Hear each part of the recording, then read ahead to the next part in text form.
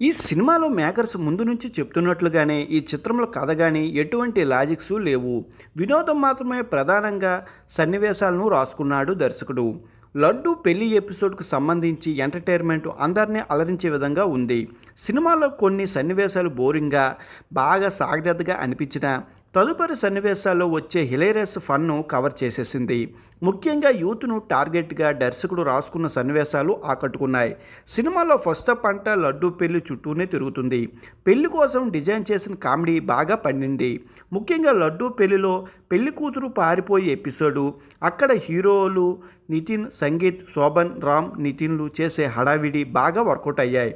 Comedians Sunil, సత్యం రాజేష్ పాత్రలకు దర్శకుడు ఎంతో ఫన్గా, వైవిధ్యంగా డిజైన్ చేశాడు.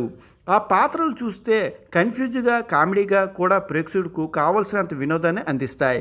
మ్యాల్లో ఉన్న కాలేజీ వాతావరణం, అక్కడ హడావిడి ఈ పాటలో లేకపోవడం, కాలేజీ ఫన్లో ఉన్న కిక్కు మ్యాడ్ స్కేర్లో లేకపోవడం కాస్త మైనస్గానే అనిపిస్తుంది.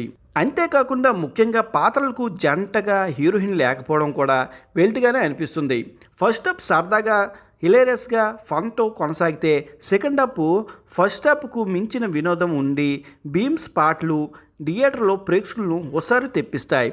లడ్డూగాడి పెళ్లి పాటతో స్వాతిరెడ్డి పాటల నుంచి జోస్ను నింపేశారు. ఈ సినిమా నిడివి కూడా కేవలం 2 గంటలు 7 నిమిషాలు ఉండడంతో సన్నివేశాలు బాగున్నాయి. దాంతో ఆడియన్స్ కూడా ఎక్కువగా నిరాశ చెందే అవకాశం కూడా ఉండదు. మేకర్స్ పెట్టిన నిర్మాత విలువలు బాగున్నాయి. ఎక్కడ కాంప్రమైజ్ కాకుండా సినిమాను తెరకెక్కించారు. ఇక టెక్నికల్ టీంలో బీమ్స్ మ్యూజిక్ బాగుంది. సినిమా అయితే చాలా ఎంటర్టైన్మెంట్గా జోస్గా ఉంది. చూసేయండి.